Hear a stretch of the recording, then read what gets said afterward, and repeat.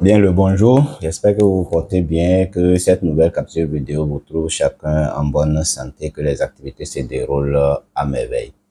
Merci de continuer par nous suivre. N'oubliez pas de liker chacune des vidéos que nous partageons avec vous, de partager avec vos abonnés et vos amis pour que chacun puisse avoir l'information sur la protection de la santé des personnes en République du Bénin. N'oubliez pas de partager dans tous les forums auxquels vous appartenez pour que le plus grand nombre de Béninois puissent avoir accès à l'information en lien avec notre santé publique au Bénin. Ceci étant, nous allons continuer notre aventure aujourd'hui en abordant un peu les organisations professionnelles de santé, leur rôle bien entendu dans la protection de la santé en République du Bénin, les prestataires privés et le promoteur des services de santé ainsi que le rôle de l'État que nous allons peut-être aborder si le temps le permet aujourd'hui pour ne pas faire une longue vidéo.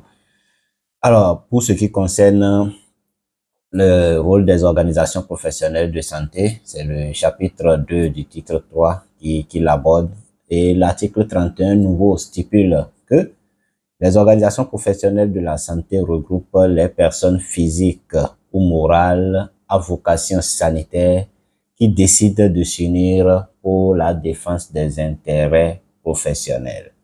Elles peuvent se constituer notamment en coopérative, en association syndicale, en union, en fédération, en fondation, en organisation interprofessionnelle, en société savante et les unités de laboratoire et laboratoires de recherche clinique. Donc, les possibilités d'organisation professionnelle que nous pouvons avoir au Bénin sont essentiellement les coopératives, les associations syndicales, les unions, les fédérations, les fondations, les organisations interprofessionnelles, les sociétés savantes. On parle par exemple de sociétés de pathologie, de sociétés de X ou Y. Et il y en a, on le sait, dans notre pays, et bien entendu, les unités et laboratoires de recherche clinique. L'article 32, quant à lui, stipule que les organisations professionnelles de santé contribuent à la mise en œuvre de la politique nationale sanitaire.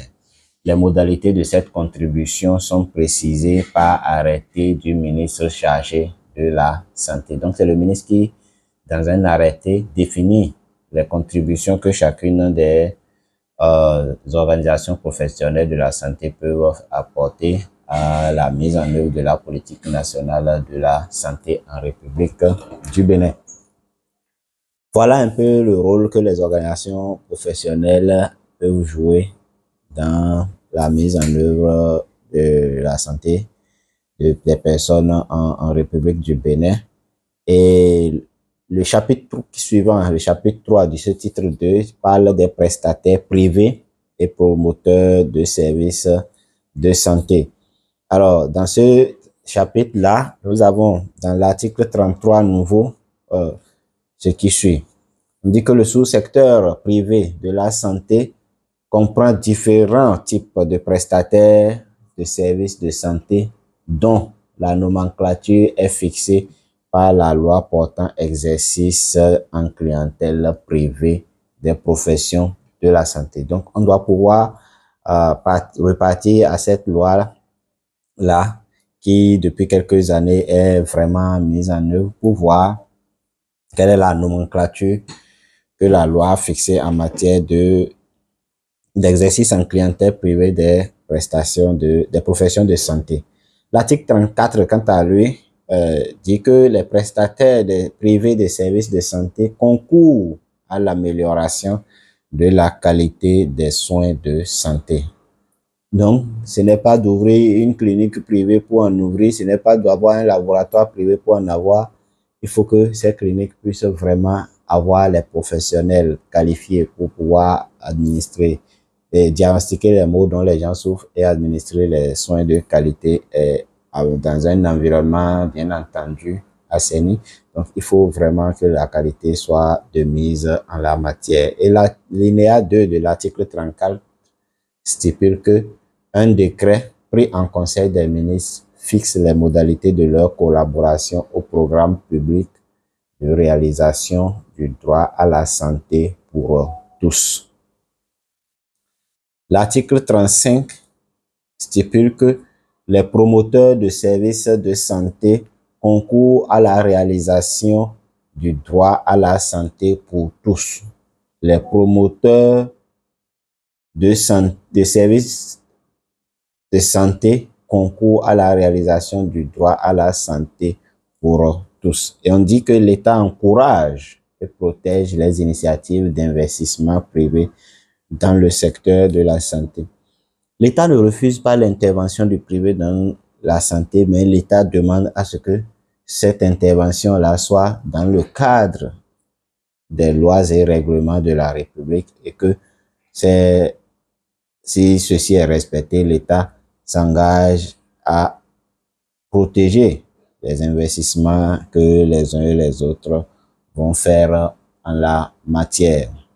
Rapidement, nous allons voir le rôle de l'État avant d'arrêter cette vidéo. C'est vrai que c'est un peu plus long, mais nous allons essayer d'aller très rapidement. On dit dans l'article 36 nouveau du chapitre 4 que l'État définit la politique nationale de santé. Cela vise la promotion des conditions de vie favorables à la santé, l'amélioration de l'état de santé de la population, la réduction des inégalités sociales et territoriales, ainsi que l'égalité entre les femmes et les hommes. Elle vise également à garantir une meilleure sécurité sanitaire possible. Elle vise également à garantir la meilleure sécurité sanitaire possible et l'accès effectif de la population à la prévention et aux soins de qualité. À ce titre, il promeut la prévention contre les risques menaçant la santé, l'éducation pour la santé, un mode de vie sain, un contrôle sanitaire, les prestations de soins préventifs, curatifs et palliatifs et de réhabilitation. Ces actions peuvent concerner des individus ou groupes d'individus et peuvent être sectorielles ou intersectorielles. Il met en place un dispositif institutionnel d'intervention stable, cohérent et coordonné qui comprend des services techniques situés au niveau central, intermédiaire et périphérique, coordonne les interventions publiques et privées dans le système de santé et veille à leur cohérence, organise la déconcentration des services techniques et des moyens matériels et financiers nécessaires à la mise en œuvre de la santé publique. L'article 37 nouveau, quant à lui, stipule que l'État encourage et appuie l'exercice de l'installation en clientèle privée des professions de santé. Et l'article 38 nouveau stipule que l'État développe des mécanismes pour garantir à la population l'accès équitable aux soins de qualité, à des soins de qualité. Les conditions d'accès équitable des populations aux soins de santé sont définies par des dispositions législatives et réglementaires. Toute fraude ou tout abus des mécanismes d'accès équitable aux soins mis en place par l'État sont interdits. Enfin, l'article 39 stipule que les ministères sectoriels dont les interventions influencent les déterminants de l'état de santé concourent avec le ministère en charge de la santé à la réalisation du droit à la santé pour tous. Voilà un peu la quintessence des éléments qui sont abordés par rapport aux organisations professionnelles, par rapport à l'État lui-même et par rapport aux prestataires privés et promoteurs des services de santé.